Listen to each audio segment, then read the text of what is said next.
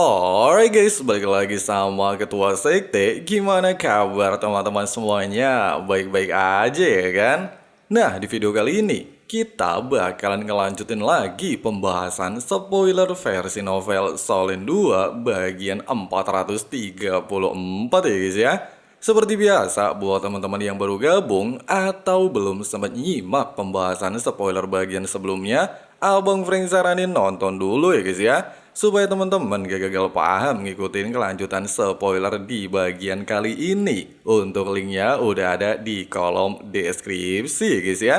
Oke lah, gak usah kelamaan lagi di awal video. Langsung aja kita terobos versi novelnya ya guys ya.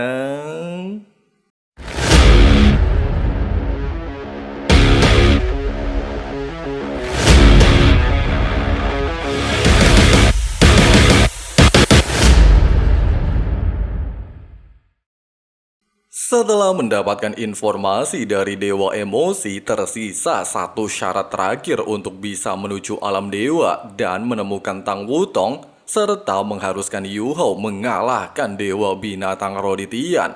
Yu Hao lantas bersujud beberapa kali di makam ibunya sebelum bangkit dan kembali menuju kota Singlo. Deteksi spiritual Hu Yu Hao dengan mudah menutupi seluruh kota Singlo untuk mencari orang-orang yang ingin dia temukan. Dia dengan cepat menemukan di mana individu Sekte Tang berada, kemudian menggunakan kekuatan ruang spasial untuk muncul di depan seluruh anggotanya, di mana karena Yu Hao akan pergi dalam waktu yang tidak diketahui, dia jelas harus berpamitan kepada seluruh anggotanya termasuk Elder Suan. Bei menatap Wu Yu Hao, matanya dipenuhi dengan kerinduan. Dia menyadari Yu Hao akan segera pergi. Mereka tidak bertemu satu sama lain selama 3 tahun. Namun Yu Hao akan pergi sekali lagi.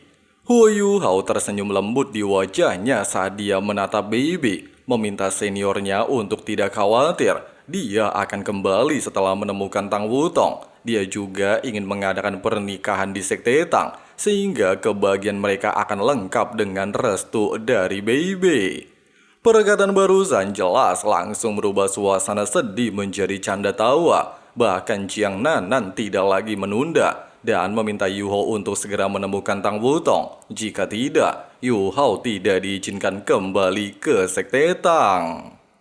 Singkatnya, setelah mengucapkan selamat tinggal, Hu Yu Hao segera melayang di udara. Dia tidak langsung pergi, melainkan menatap ke arah Kekaisaran Matahari Bulan. Di hatinya muncul nama putranya alias Su Yunhan. Namun apapun perkataan Juzi sebelumnya, Yu Hao beranggapan mereka telah dipermainkan oleh takdir, serta menganggap dirinya tidak layak menjadi ayah Su Yunhan. Setelah memikirkan hal itu dan menggelengkan kepalanya dengan paksa, Hu Yu Hao lantas berbalik dan melesat menuju hutan Stardo demi menantang Dewa Binatang Roh alias Ditian. Di sisi lain, puing-puing istana Adipati Harimau Putih di luar kota Singlo telah dibersihkan dan sebuah altar upacara didirikan. Su Jiawei mengumumkan kepada dunia dia akan turun tahta dan digantikan oleh Harimau Putih Dai Hao. Sedangkan Su Jiawei sendiri dilantik sebagai Adipati Mahkota, kemudian mulai membangun tempat tinggalnya sendiri di bekas istana Adipati Harimau Putih. Setelah pengumuman tersebut, Dai Hao mengambil alih sebagai kaisar, menjadikan Dai Luoli putra mahkota, sementara Dai Wahing dan Dai Huabin menjadi pangeran. Tidak sampai di sini, Dai Hao juga menepati janjinya, menjadikan mendiang ibu Yu Hao alias Huo Yun sebagai permaisurinya, menjadikan mata es Asura Huo Yu Hao sebagai guru Kekaisaran Singlo.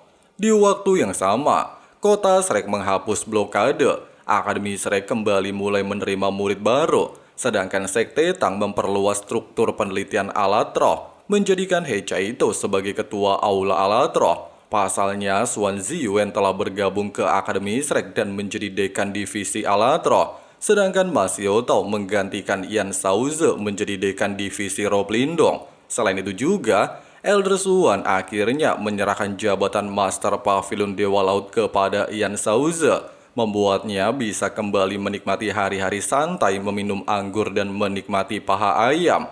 Sedangkan Wu Yuhao diberi gelar kehormatan sebagai guru kehormatan Pavilion Dewa Laut. Singkat cerita, setelah 3 bulan berlalu, pasukan Kekaisaran Matahari Bulan telah sepenuhnya mundur dari wilayah Kekaisaran Xinglo dan mengembalikan pegunungan Mingdo. Sementara 6 bulan kemudian, Juzi akhirnya menepati janjinya kepada Dewa Tangsan. Dia mengubah nama Kerajaan Matahari Bulan menjadi Kerajaan Tiando, sehingga kini kembali hanya tersisa 2 kerajaan besar di benua Doulo layaknya 10.000 tahun yang lalu, yaitu Kerajaan Xinglo dan Kerajaan Tiando.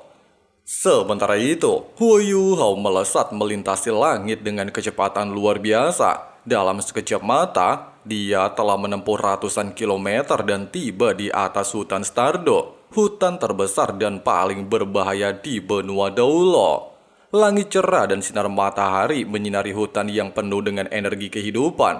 Namun suasana langsung berubah ketika kekuatan Hu Yuhao mulai menyebar dari tubuhnya. Kekuatan spiritual yang sangat besar meluas ke seluruh hutan seperti gelombang air. Semua binatang roh, bahkan yang berusia ratusan ribu tahun merasakan tekanan dan gemetar ketakutan. Dengan kekuatan mentalnya, Hu Yuhao mengirimkan pesan ke seluruh hutan, meminta Ditian untuk menunjukkan diri. Gelombang kesadarannya menjangkau setiap sudut hutan Stardo, benar-benar dipenuhi niat untuk menantang penguasa wilayah hutan Stardo. Bersamaan dengan hal itu, di wilayah inti hutan, tepatnya di Danau Kehidupan, air hijau kebiruan tiba-tiba bergejolak. Sebuah kepala naga raksasa muncul dari danau, memancarkan aura kehidupan yang sangat kuat. Sepasang mata emas perlahan terbuka, penuh dengan wibawa dan kekuatan.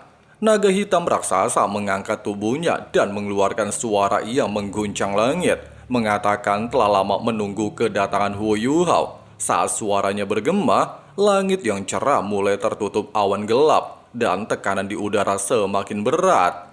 Hu Yuhao tetap melayang dengan tenang, memandang ke kejauhan dan menyatakan bahwa dirinya juga telah menunggu hari ini sejak lama. Dari kejauhan, kabut dan asap mulai berkumpul. Secara perlahan, kabut itu membentuk sosok manusia dengan aura yang sangat menakutkan. Dia adalah Ditian, sang dewa binatang roh. Rambut panjangnya terurai di bahunya, dan auranya membuat seluruh hutan menjadi sunyi. Ditian menegaskan, dirinya telah menebak hari ini akan datang. Namun dia tidak menyangka datang begitu cepat. Bahkan selama 1 tahun penuh, Ditian telah mencoba mencari keberadaan Yuhao. Tapi sayangnya ada kekuatan takdir dari singa emas di tubuh Yuhao yang menghalanginya. Namun jika saat ini Yuhao justru datang mencarinya, maka sudah pasti dia memiliki tingkat kepercayaan yang cukup tinggi.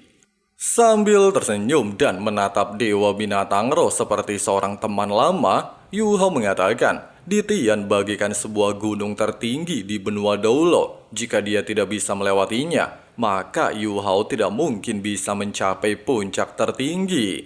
Seolah-olah mengerti dengan maksud dan tujuan Yuhao, Ditian lantas menegaskan, dia ingin melihat apakah dirinya berhasil menjaga takdir hutan Stardo atau Yuhao berhasil mengalahkannya dan mencapai alam dewa. Di saat Hu Yuhao terkejut mendengarkan Ditian mengetahuinya ingin ke alam dewa, Ditian justru melesat ke udara mengajak Hu Yuhao melesat ke langit. Melihat hal itu, Hu Yuhao hanya tersenyum tipis. Dia melangkah maju seolah menginjak udara dan tubuhnya ikut menghilang menyusul Ditian. Pertarungan antara dua makhluk sekuat mereka tidak seperti pertempuran biasa. Tidak ada serangan membabi buta atau teriakan keras. Justru semakin sederhana, semakin mematikan. Satu kesalahan kecil saja bisa menentukan hidup dan mati. Langit yang awalnya cerah tiba-tiba berubah gelap. Awan gelap menyelimuti angkasa, dan cahaya redup membentuk pemandangan yang aneh namun indah. Tak ada tekanan besar yang terasa, tetapi udara terasa seolah berubah, seperti dunia sedang naik ke tingkat yang lebih tinggi. Beberapa saat kemudian, 2 kilatan cahaya perak menembus awan. Hu Yuhao dan Ditian kembali muncul, kini berada lebih dari 10.000 meter di atas tanah. Ketinggian ini bukan tempat yang bisa dijangkau oleh orang biasa. Bahkan Doulo Transcendent tidak akan sanggup sampai ke titik ini. di mana udara sangat tipis dan dingin, sementara angin kencang berhembus tanpa henti. Jika makhluk biasa berada di tempat ini, tubuhnya akan langsung hancur oleh tekanan dan cuaca ekstrim. Namun Huo Yuho dan Titian berdiri di udara itu seolah mereka berada di tanah datar. Angin, dingin, dan tekanan tidak mempengaruhi mereka sedikit pun. Di ketinggian yang tak terjangkau siapapun, dua kekuatan terkuat dunia kini bersiap menghadapi satu sama lain. Pertarungan yang akan terjadi tidak akan mengguncang tanah, melainkan mengguncang langit. Titian menatap Huo Yuho dengan sorot mata yang dalam dan tenang. Untuk sesaat, Titian terlihat bukan seperti penguasa yang menakutkan, melainkan makhluk tua yang telah hidup terlalu lama. Sambil mengangguk pelan ke arah Huo Yuho, Titian mengungkapkan sesuatu yang jarang dia katakan kepada siapapun. Dia mengaku hari ini untuk pertama kalinya dalam ratusan ribu tahun, dia kembali merasakan semangat bertarung. Tidak ada yang pernah menantangnya dalam waktu yang sangat lama. Semua makhluk di dunia takut kepadanya. Kekuatan yang terlalu besar membuatnya berada di puncak yang sunyi. Waduh, di puncak emang sunyi dan dingin nih guys ya. Mendengarkan hal tersebut, Huo Yuho bisa merasakan kesepian tersebut. Dia menyadari Titian tidak terlalu terikat pada kehidupan seperti makhluk lain. Namun Yuho juga heran, kenapa hati Titian seperti kosong tanpa kehidupan. Titian tersenyum tipis dan mengatakan, seseorang tidak akan mengerti perasaannya jika belum hidup selama ratusan ribu tahun. Dalam waktu tersebut, dia telah menyaksikan setiap perubahan hutan Stardo, setiap helai daun, setiap makhluk yang lahir dan mati, setiap konflik dan kedamaian, bahkan setiap butir debu di hutan terasa akrab baginya. Dunia ini tidak lagi memberinya kejutan. Selain itu juga, Titian sebenarnya sangat ingin meninggalkan hutan Stardo. Dia ingin pergi ke tempat yang belum pernah dia lihat, mengejar hal-hal baru dan misterius. Namun tugasnya sebagai pelindung hutan Stardo dan sebagai penjaga garis keturunan naga murni mengikatnya. Itulah yang membuatnya akan selamanya terjebak di tempat ini. Mengesampingkan kesedihannya, Titian kemudian menjelaskan tentang dunia. Dunia tempat mereka hidup berbentuk bulat seperti bola raksasa. Jika seseorang terus berjalan atau terbang ke satu arah, pada akhirnya dia akan kembali ke titik awal. Lautan menutupi sebagian besar dunia, sementara daratan hanya sebagian kecil. Dari semua daratan, benua Doulo adalah yang paling maju. Benua Matahari Bulan pernah menjadi pesaingnya, tetapi kini sudah lenyap. Di saat Yuho terkejut mendengar dunia ini bulat dan bukan datar, Titian mengangguk dan menambahkan, semua bintang yang terlihat di langit malam juga berbentuk bola, termasuk matahari dan bulan. Semua itu dia ketahui setelah hidup selama ratusan ribu tahun. Dengan alasan tersebutlah, Titian bermimpi untuk melihat dunia lain. Dia ingin melihat planet dan bintang yang berada jauh di luar dunia ini. Di masa lalu, Titian pernah mencoba terbang setinggi mungkin. Semakin tinggi dia terbang, tekanan udara berkurang dan ruang terasa lebih longgar. Namun di suatu titik, ada sebuah penghalang tak terlihat. Dia sangat yakin, jika seseorang bisa menembus penghalang tersebut, maka mungkin akan mencapai dunia lain. Menurut analisa Titian, penghalang tersebut merupakan batas yang diciptakan oleh alam dewa untuk memisahkannya dengan dunia fana. Jika Titian bisa memasukinya, mungkin dia bisa memasuki alam dewa, melihat tempat yang penuh kekuatan dan keajaiban. Namun sayangnya, meskipun keinginan Titian sangatlah besar, dia tidak bisa mengambil resiko. Hidup dan mati bukanlah hal yang menakutkan baginya, tetapi dia tidak hidup hanya untuk dirinya sendiri, melainkan untuk hutan Stardo dan garis keturunan naga terakhir bergantung kepadanya. Jika dia mati, semuanya akan hancur. Karena itulah Titian memilih untuk tetap hidup, meskipun harus menanggung kesepian yang panjang. Setelah mengatakan hal tersebut, Titian memandang Huo Yuho dengan sorot mata yang berbeda. Dia mengakui kemunculan Huo Yuho adalah kejutan yang menyenangkan. Titian bisa melihat ada sesuatu di dalam tubuh Yuho yang tidak dimiliki manusia lain. Bahkan dalam waktu 10.000 tahun, Ditian belum pernah melihat manusia yang mendekati puncak menuju alam dewa dengan kekuatannya sendiri. Selain itu juga, jika Yu Hao sebelumnya tidak membawa takdir hutan Stardo dalam tubuhnya, Ditian bahkan berpikir untuk membantunya. Dia ingin melihat ada makhluk yang mampu menembus batas dan mencapai alam dewa, serta kembali untuk menceritakan bagaimana alam dewa kepadanya, sehingga bisa menjadi hiburan baru bagi makhluk setua dirinya. Tapi sayangnya, takdir berkata lain. Huo Yu Hao telah menyatu dengan singa emas bermata tiga, yang artinya dia membawa kekuatan takdir yang terkait langsung dengan hutan Stardo. Oleh sebab itu, mereka tidak bisa berdiri di sisi yang sama. Setelah mengungkapkan semua kata-katanya, Ditian lantas mengungkapkan sebuah rencananya. Jika dia bisa mengalahkan Huo Yu Hao hari ini juga, dia tidak akan membunuhnya, melainkan menyegel Yu Hao di hutan Stardo selama 1000 tahun. Kemudian akan mencari binatang roh berusia 100.000 tahun untuk menjadi pasangan Huo Yu Hao. Dari keturunan mereka, kekuatan takdir akan diwariskan. Dengan begitu, hutan Stardo akan selalu memiliki pelindung yang kuat. Setelah keturunan itu tumbuh, Ditian barulah akan membunuh Huo Yu Hao dan memindahkan kekuatan takdir sepenuhnya kepada keturunannya. Bagi Ditian, rencana tersebut merupakan hal terbaik untuk menjamin keamanan hutan dan masa depan binatang roh. Huo Yu Hao mendengarkan semuanya tanpa berubah ekspresi. Dia memahami beban yang dipikul Ditian, bahkan merasa hormat kepada dewa binatang roh. Pasalnya memilih untuk mengorbankan kebebasan dan mimpinya demi melindungi makhluk lain. Memikirkan hal tersebut, Yu Hao lantas membungkuk sebagai tanda penghormatan. Namun setelah bangkit, tatapan Yu Hao berubah dingin. Matanya penuh dengan ketenangan sangat tajam, bahkan menegaskan, sebelum bisa menjalankan semua rencananya, Ditian haruslah bisa benar-benar mengalahkannya.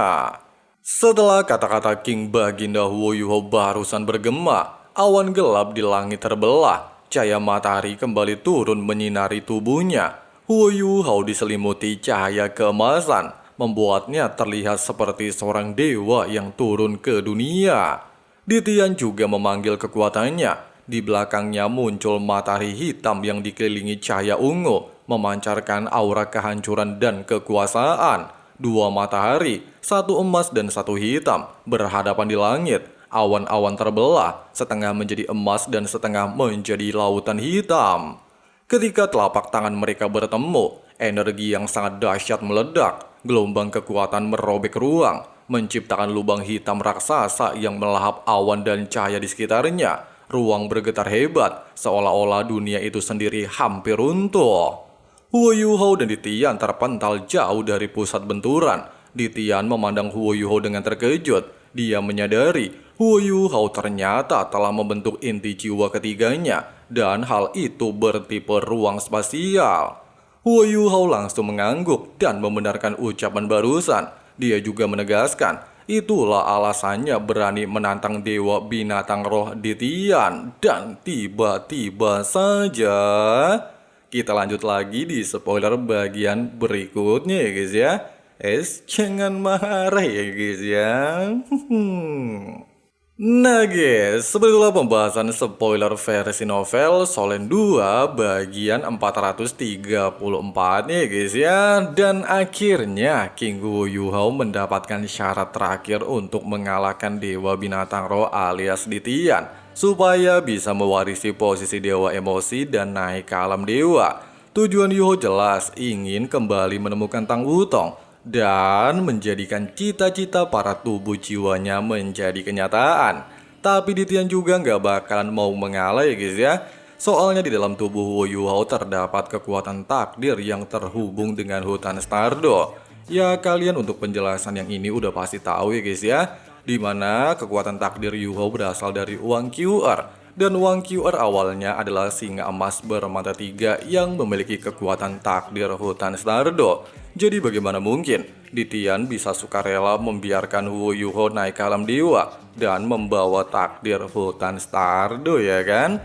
Nah, supaya kalian gak ketinggalan update dan spoiler selanjutnya dan video-video menarik lainnya, langsung aja klik subrek dan nyalain notifikasinya ya guys ya. Makasih banyak banget buat teman-teman yang udah nonton sampai habis. Di sini Abang Frank si ketua sekte undur diri dulu. See you and bye. Bye. I really hope that you will choose to stay through all the pain. I know you told your friend you're not okay, and tell me what's wrong and why you never said you felt that way. Guess you're trying to stay strong and fake a smile until I look away. But I've known you too long, it hurts to watch your blue eyes fade to gray.